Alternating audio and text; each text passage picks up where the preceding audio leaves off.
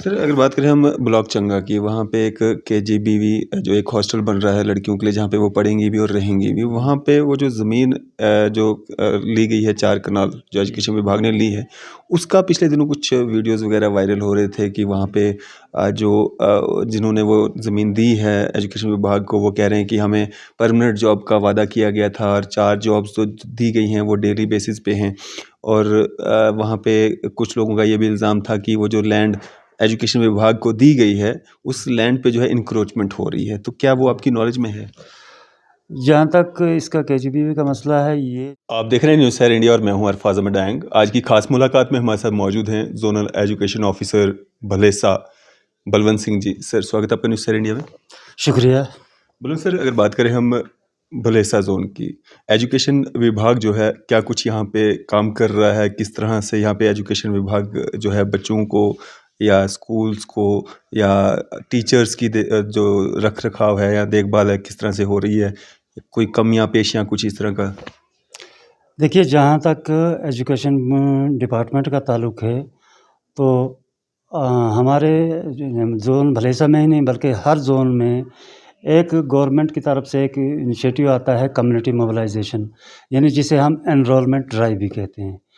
तो उसमें हमारा मकसद होता है कि हम ज़्यादा से ज़्यादा बच्चों को अपने गवर्नमेंट स्कूलों में उनको दाखिल करवाएँ, क्योंकि गवर्नमेंट स्कूल्स में बहुत सारी फैसिलिटीज़ दी हुई हैं। स्कूल बैग आपको मिल जाता है, सुबह आप खाना खाकर आते हैं, मिड डे मील यहाँ पर मिल जाता है, बिल्कुल। यूनिफ़ॉर्म मिल जाती है, जो डिज़र्विंग बच्चे हैं उनको स्कॉलरशिप्स मिल जाते हैं। तो स्टाफ़ की थोड़ी बहुत जहाँ कहीं कमी रहती है, किसी स्कूल में कोई कमी रहती है, तो उसके लिए भी हमारा जो है एक सिलसिला चलता है रेशनलाइज़ेशन। तो रेशनलाइज़ेशन जहाँ तक सिलसिला है, पहले ज़ोनल लेवल पर होता था, अब कॉम्प्लेक्स हेड्स बनाए गए हैं। कॉम्प्लेक्स हेड में हमारे 7 कॉम्प्लेक्सेस हैं। तो उनमें वो कॉम्प्लेक्स हेड जो है रेशनलाइज़ेशन का अमल पूरा करके, जहाँ कहीं अगर टीचर की प्रॉब्लम है या कहीं लेक्चरर की प्रॉब्लम है, तो उनको थोड़ा बैलेंस किया जाता है, तो वहाँ कमी नहीं रहने देते हैं। हुँ। तो जहाँ तक स्कूल बिल्डिंग्स का ताल्लुक है, स्कूल बिल्डिंग्स हमारे ऑलमोस्ट ठीक ही हैं। उनमें टॉयलेट्स जो है बॉयज़ के लिए अलग हैं, गर्ल्स के लिए अलग हैं। बिजली का जहाँ तक सिलसिला है, बिजली भी हमारे सारे इलेक्ट्रिफ़ाइड हैं। सब स्कूलों में इलेक्ट्रिसिटी पहुँचाई गई है। चंद एक जगहों पर जहाँ कहीं पोल की प्रॉब्लम है या जहाँ ट्रांसमिशन लाइन नहीं है, तो उनको भी हमने टेकअप किया हुआ है। जो बिजली विभाग है उनके साथ टेकअप किया है कि आप हमें इतने पोल्स दे दें और ये ट्रांसमिशन लाइन दे दें, ताकि वहाँ को हम उनको बिजली पहुँचा सकें। तो उसके अलावा इस जब से ये छोटे बच्चों के लिए, जैसे हमारे प्राइवेट इदारे होते हैं प्राइमरी से, वहाँ छोटे बच्चों को नर्सरी, एलकेजी उनमें एडमिशन दी जाती है। तो हम भी अब प्री प्राइमरी क्लासेस जो है वो उनकी भी एडमिशन हो रही है। अच्छा।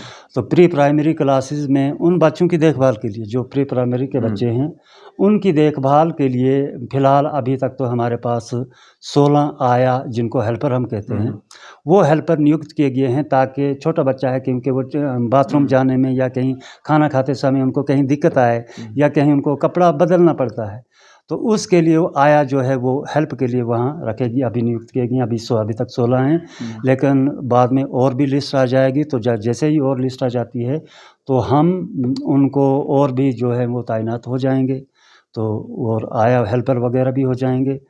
तो जहाँ तक हमारा गवर्नमेंट का ताल्लुक है, गवर्नमेंट एजुकेशन डिपार्टमेंट को इम्प्रूव करने के लिए, बेटर करने के लिए बहुत कुछ कर रही है।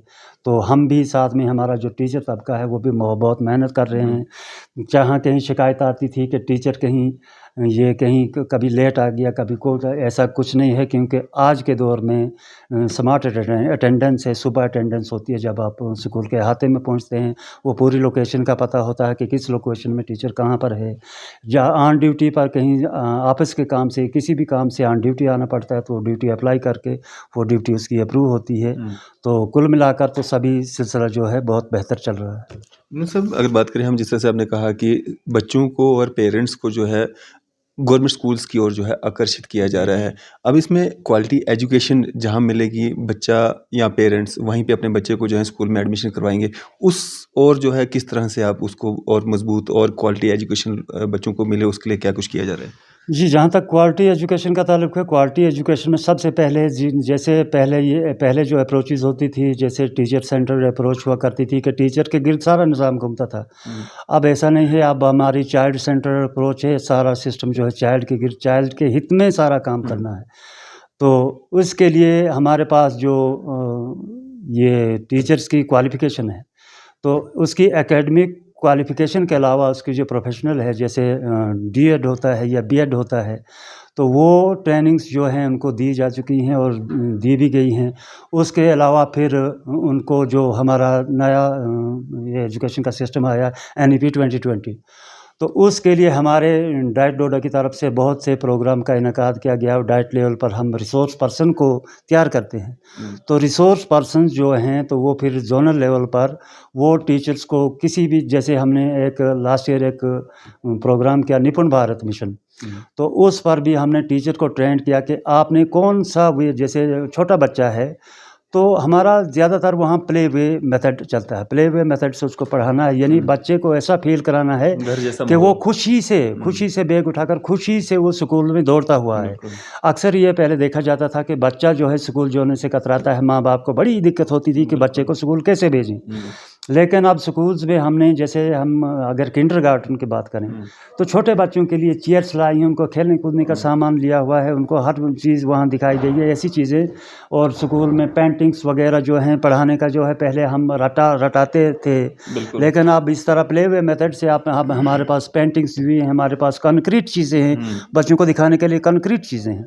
तो उनको दिखाकर हम जो न्यूमरेसी है, न्यूमरेसी पर ख़ास जोर दिया गया है, न्यूमरेसी फाउंडेशन न्यूमरेसी, तो न्यूमरेसी हम उस तरह से इनको तैयार करवा रहे हैं। और मैं जहाँ तक कम्युनिटी मोबिलाइजेशन की बात कर रहा हूँ, मैं हमारे साथ हमने ये जो प्रोग्राम किया, पूरे जोन में प्रोग्राम किए, तो हमने काफ़ी वृद्धि देखी बच्चों में। जैसे हमारे इस ब्लॉक चंगा में देखें तो वहाँ हमने प्रोग्राम किया कुछ गांव में, तो वहाँ बहुत एनरोलमेंट काफ़ी रेज़ हुआ।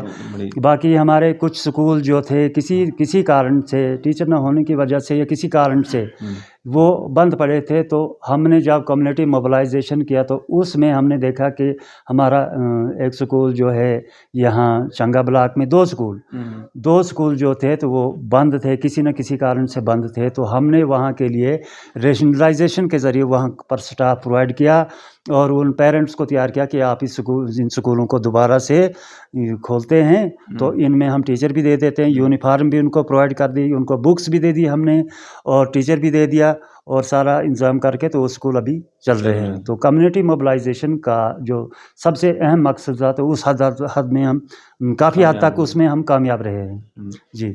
बलवंत जी, अगर बात करें हम जिस तरह से शहरों में जो कल्चरल एक्टिविटीज़ करवाई जाती हैं, स्पोर्ट्स एक्टिविटीज़ करवाई जाती हैं, क्या उसी तरह से यहाँ पे भी बच्चों को तैयार किया जाता है? देखिए, यहाँ थोड़ा दिक्कत आ जाती है। पिछले दिनों हम कर रहे थे, कला उत्सव प्रोग्राम कर रहे थे, उसमें बहुत सारे कंपोनेंट्स हैं। उन कंपोनेंट्स में देखा, जैसे वोकल फोक गाना है, तो बच्चे गा लेते हैं, हमारा जो भद्रवाही है या कहीं डोगरी पंजाबी भी गा लेते हैं, तो वोकल वो। फिर बीच में उसमें एक आइटम है क्लासिकल। तो जहाँ तक क्लासिकल ताल्लुक है, बच्चों ने हालांकि कोशिश की कि वो क्लासिकल परफॉर्म करें, डांस।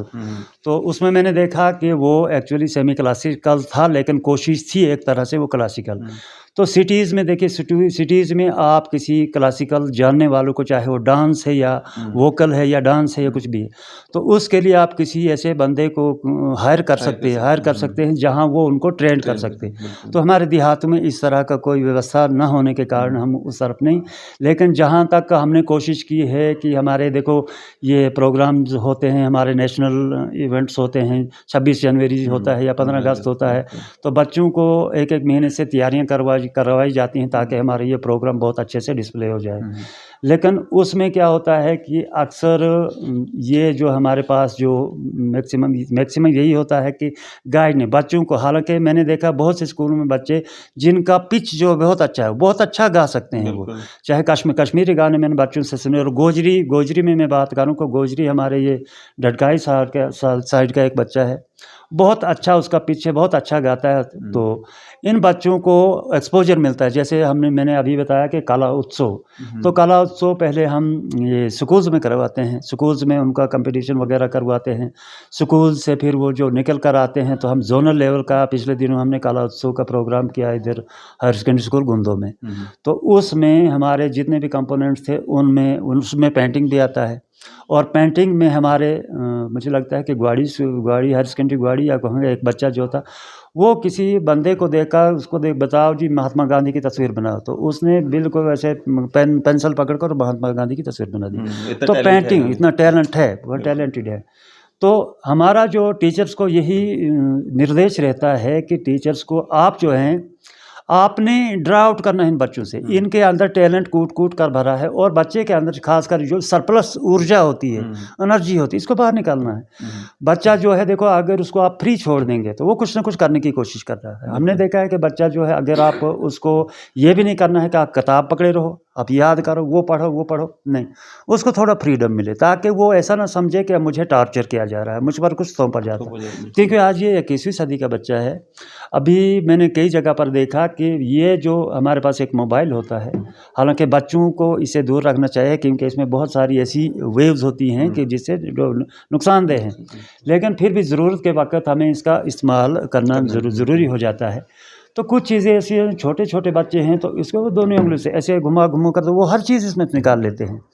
अब ये निर्भर करता है पेरेंट्स पर, क्योंकि जो एजुकेशन का प्रोसेस है, इस पर इसके जो पिलर्स हैं वो पेरेंट्स पर, क्योंकि अगर 6 घंटे बच्चा जो है टीचर के पास रह रहा है, तो 18 घंटे वो पेरेंट्स के पास है। तो पेरेंट्स के अगर स्कूल में बच्चे को क्या सिखाया गया, क्या पढ़ाया गया, क्या देखा, तो पेरेंट्स का भी आज खुदा के फजल से हर घर में पढ़ा लिखा तबका है, माँ पढ़ी लिखी है, भाई बहन होते हैं। पेरेंट अगर कहीं बाहर भी है तो भी घर में कोई उसकी नोटबुक को देख सकते हैं कि इसने क्लास वर्क स्कूल में जो किया है, और अगर टीचर ने चेक किया है तो क्या ठीक से चेक किया है, कहीं गलत को टिक मार्क को नहीं कर दिया है।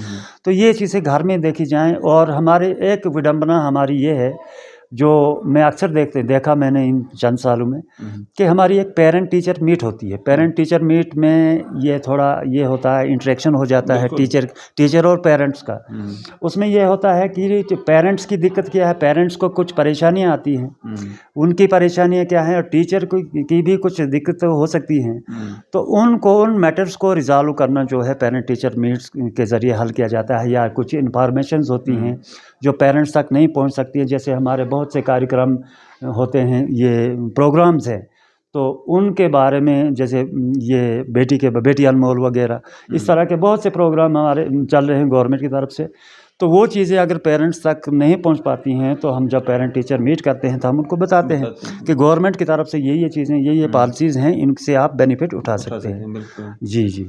तो ये सिलसिला इस तरह से चल रहा है। बोलूँ सर, अगर बात करें हम स्पोर्ट्स एक्टिविटीज़ की, तो क्या स्पोर्ट्स टीचर्स आपके पास उपलब्ध मात्रा में हैं? देखिए, स्पोर्ट्स टीचर्स जो हैं, तो ये हमारे हाई स्कूल्स और हाई सेकेंडरीज़ में पोस्ट होती है स्पोर्ट्स एहलकार की। लेकिन मिडिल स्कूल्स में पिछले दिनों वो जैसे रहबर तालीम के पैटर्न पर एक सिलसिला शुरू किया था, रहबर खेल। तो जहाँ तक रहबर खेल का ताल्लुक़ है, तो जितने भी यहाँ नियुक्तियाँ हुई हैं वो रहबर खेल आर्जी तौर पर, जैसे RET को पहले भर्ती किया गया था, तो रहबर खेल। और मैंने देखा ये रहबर खेल जो टीचर हैं इतनी मेहनत कर रहे हैं स्कूल में, स्कूल की एक्टिविटी स्पोर्ट्स हम देखते हैं। तो हमारे यहाँ के बच्चे देखो, टेनिस का यहाँ के बच्चे को उतना पता नहीं था कि टेनिस कैसे खेली जाती है, इसके रूल्स क्या है, कोर्ट का साइज़ कितना होता है। लेकिन रहबर खेल टीचर में ये सारी देखो, कबड्डी में ये रूल्स हैं, कबड्डी का कोर्ट इतना होता है, इतने प्लेयर होते हैं। तो ये सभी चीज़ें जो हैं, कबड्डी खिलवा रहे हैं, वॉलीबॉल खेल रहे हैं, फुटबॉल, हर तरह स्पोर्ट्स एक्टिविटीज़। और ख़ासकर ये हमारे स्कूल टीचर भी मैंने देखा कि योगा की तरफ, स्पोर्ट्स में योगा की तरफ बहुत ध्यान दे रहे हैं। क्योंकि योगा जो है छोटे छोटे बच्चे, उनका क्योंकि फ्लेक्सिबल बॉडी होती है, तो वो जिस तरह का आसन करना चाहें वो कर सकते हैं। तो ये जो हमारे रहबर खेल हैं बहुत काम कर रहे हैं, इसमें कोई शक नहीं कि बहुत काम कर रहे हैं। और इनको ये जो हैं, ये चूँकि हमारे एजुकेशन से ये दूसरा department youth services and sports का डिपार्टमेंट है, उसके लिए भी हमारे एक जोनल लेवल का एक ऑफिसर होता है जो इनको मॉनिटर करता है। तो ये रहबर खेल हमारे अभी उपयुक्त मात्रा में नहीं है, हर स्कूल में तकरीबन नहीं है। लेकिन मैं चाहूँगा कि अगर रहबर खेल के अगर और मज़ीद इनको हो स्कूलों में हों, तो ताकि जो आजकल प्राइमरी स्कूल में रहबर खेल नहीं है अभी।